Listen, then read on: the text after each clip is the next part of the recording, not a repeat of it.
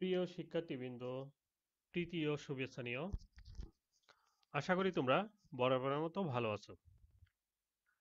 আজ তোমাদের সাথে আলোচনা করব নবম শ্রেণীর বাংলা দ্বিতীয় পত্র নিয়ে। সেখানে একটি গুরুত্বপূর্ণ টপিক বাংলা অনুজ্ঞা। অনুজ্ঞা কি, কিভাবে অনুজ্ঞা গঠিত হয় এবং বাক্যে কিভাবে অনুজ্ঞা চিহ্নিত করা যায়, আমরা সে বিষয় নিয়ে আজ আলোচনা করব। প্রথমে দেখো, এখানে কয়েকটি বাক্য আছে। কাল একবার এসো, তুই বাড়ি যা, ক্ষমা কর মোর ক্ষমা করো মোর অপরাধ। তো খেয়াল করো, উপরের বাক্যগুলোর প্রথম বাক্যে অনুরোধ, দ্বিতীয় বাক্যে আদেশ, তৃতীয় বাক্যে প্রার্থনা বোঝাচ্ছে। তাহলে কি বোঝায়? অনুজ্ঞা বলতে কি বোঝায়? যে আদেশ, অনুরোধ, অনুমতি, প্রার্থনা, অনুনয় প্রভৃতি অর্থে বর্তমান এবং ভবিষ্যৎ কালে মধ্যম পুরুষে ক্রিয়াপদের যে রূপ হয় তাকে অনুজ্ঞাপদ বলে। তাহলে মনে রাখবে যে আদেশ, অনুরোধ, অনুমতি, প্রার্থনা, অনুনয় প্রভৃতি অর্থে বর্তমান ও ভবিষ্যৎকালে ক্রিয়াপদের রূপভেদই অনুজ্ঞাপদ। তাহলে অনুজ্ঞা কোন কালে হয়? বর্তমান আর ভবিষ্যৎকালে। অতীতকালে কিন্তু অনুজ্ঞা হয় না। তাহলে অনুজ্ঞা এই বিষয়টি আমাদের ভালো ধারণা লাভ করতে হলে অবশ্যই আমাদের এই পুরুষ যে ৩ প্রকার এটা সম্পর্কে ধারণা থাকতে হবে এবং কাল সম্পর্কে ধারণা থাকতে হবে। তাহলে এই অধ্যায়টি আমরা সহজেই মনে রাখতে পারবো। অনুজ্ঞা পদ কিভাবে গঠিত হয় একটু খেয়াল করো। মধ্যম পুরুষের তুচ্ছার্থক বা ঘনিষ্ঠার্থক সর্বনামের অনুজ্ঞায় ক্রিয়াপদে কোনো বিভক্তি যোগ হয় না। তাহলে মনে রাখবে যে মধ্যম পুরুষের তুচ্ছার্থক ঘনিষ্ঠার্থক সর্বনামের অনুজ্ঞায় ক্রিয়াপদে কোনো বিভক্তি যোগ হয় না। ধাতুটি ক্রিয়াপদ রূপে ব্যবহৃত হয়। তোমরা এর আগেও ধাতু অধ্যায় পড়েছো। ক্রিয়ার মূল অংশকেই ধাতু বলে। ক্রিয়ার মূল অংশকেই ধাতু বলে। যেমন মধ্যম পুরুষের তুচ্ছার্থক বা ঘনিষ্ঠার্থক তুই পড়, তোরা পড়। তাহলে খেয়াল করো যে এখানে পড় যে ক্রিয়াপদটি এর সাথে কিন্তু কোনো বিভক্তি যুক্ত হয়নি।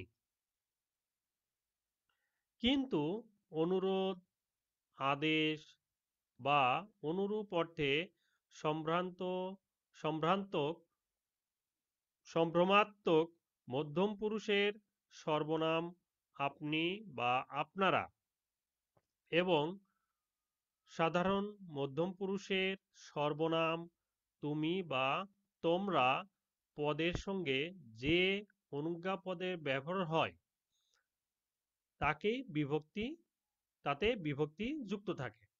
যেমন সম্ভ্রমাত্মক মধ্যম পুরুষে আপনি আসুন, এখানে এই আস এর সাথে উন বিভক্তি যুক্ত হয়েছে।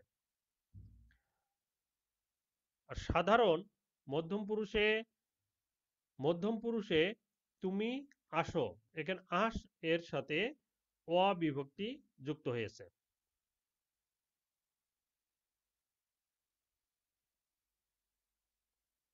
তাহলে একটা জিনিস মনে রাখবে যে মধ্যম পুরুষের তুচ্ছার্থক ঘনিষ্ঠার্থক সর্বনামে ক্রিয়াপদের সাথে কোনো বিভক্তি যুক্ত হয় না। এখানে ২ নম্বর খেয়াল করো।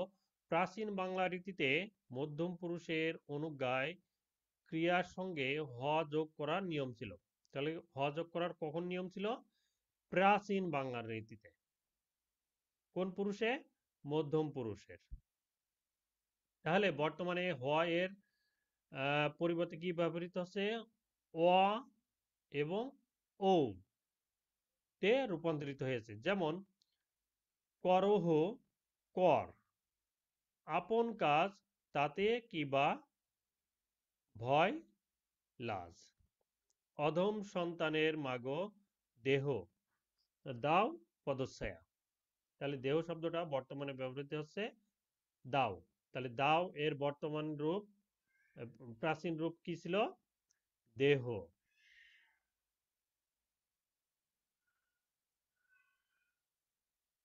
3 নম্বরে খেয়াল করো, ক উত্তম পুরুষের অনুজ্ঞায় পদ হতে পারে না, কারণ কেউ নিজেকে আদেশ করতে পারে না। অপ্রত্যক্ষ বলে নাম পুরুষেও অনুজ্ঞা হয় না, তবে এই মত সকলে সমর্থন করে না। প্রিয় শিক্ষার্থী, তোমরা খেয়াল করো যে পুরুষ 3 প্রকার। একটা হলো উত্তম পুরুষ, মধ্যম পুরুষ আর প্রথম পুরুষ। তাহলে উত্তম পুরুষ কোনগুলা? যে আমি, আমরা, আমাদের, আমাকে, মই, মোরা, মোদের ইত্যাদি হলো উত্তম পুরুষের উদাহরণ। এই উত্তম পুরুষে কিন্তু অনুজ্ঞা হয় না। মধ্যম পুরুষ তুমি, তোমরা, তোমাকে, তোমাদের, তোদের, তোর, তোরা প্রভৃতি। আর প্রথম পুরুষ হলো সে, তারা, তিনি, উনি, তাদের, রাম, শ্যাম, যদু, অঙ্কন, অজয়, লক্ষণ, সীতা, রাবণ ইত্যাদি। অনুজ্ঞা হয় না কিসে? উত্তম পুরুষে আর অতীতকালে। এই দুটো বিষয় লক্ষ্য রাখবে যে অনুজ্ঞা হয় না উত্তম পুরুষে আর অতীতকালে। কাল হলো 3 প্রকার: বর্তমান কাল, অতীতকাল আর ভবিষ্যৎকাল। অনুজ্ঞা হয় বর্তমান কালে আর ভবিষ্যৎকালে।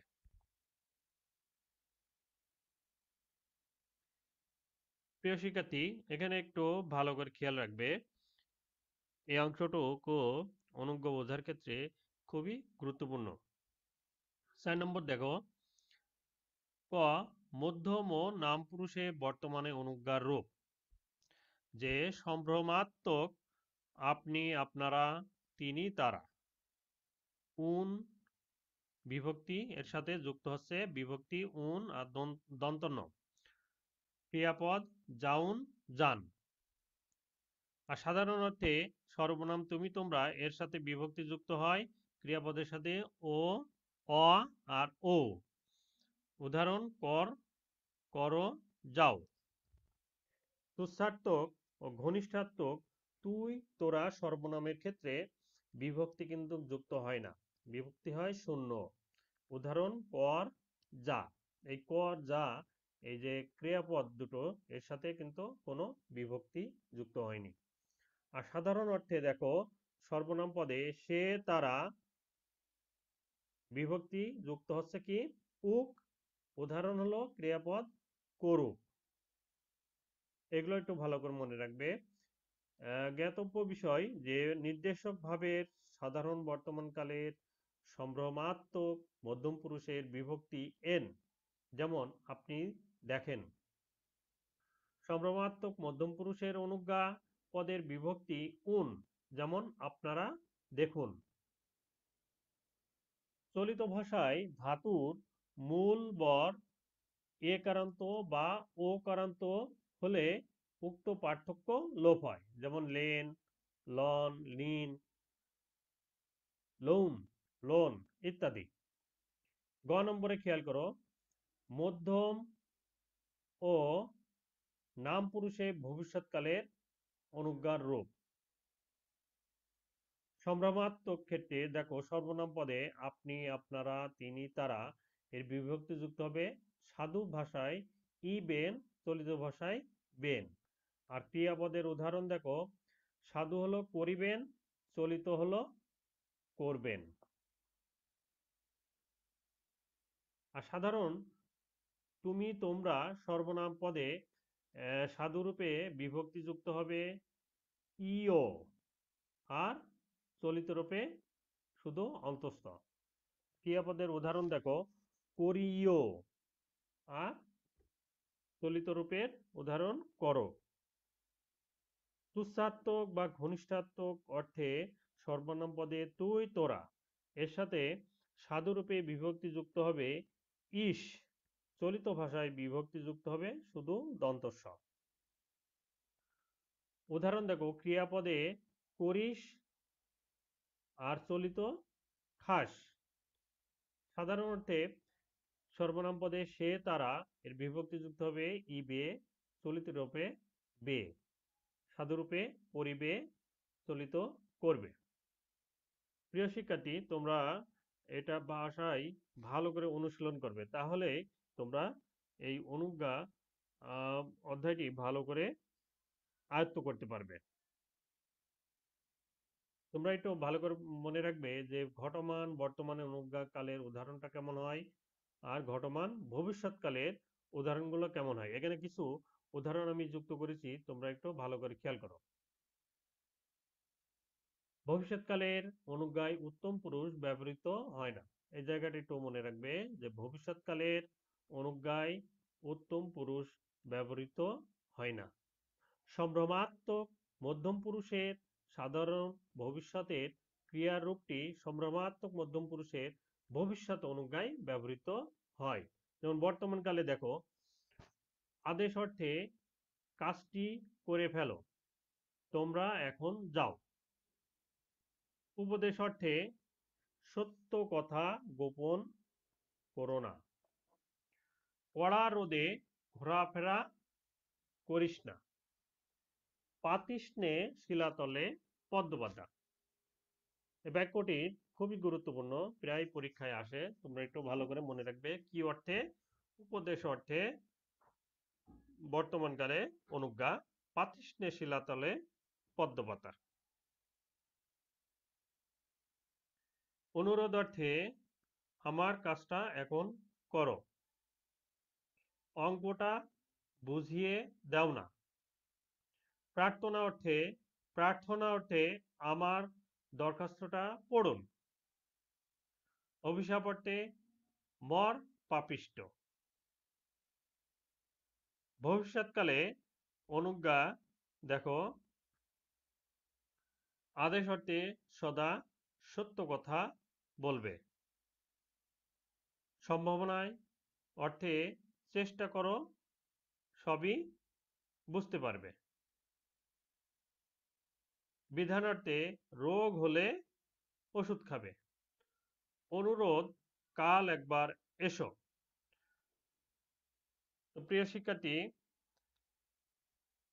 আশা করি তোমরা অনুজ্ঞা অধ্যায়টি ভালোভাবে বুঝতে পারছো। তারপরে যদি কোনো প্রশ্ন থাকে তাহলে তোমরা অবশ্যই কমেন্ট বক্সে নাম, রোল, শ্রেণী উল্লেখ করে কমেন্ট করতে পারবে। সেখানে আমি তোমাদের প্রশ্নের উত্তর দেওয়ার চেষ্টা করব। তো আজ এ পর্যন্তই। পরবর্তী ক্লাসে এই অনুজ্ঞা অধ্যায়ের অনুশীলনীর কিছু প্রশ্ন নিয়ে তোমাদের সঙ্গে আলোচনা হবে। সে পর্যন্ত তোমরা ভালো থেকো। ধন্যবাদ সবাইকে।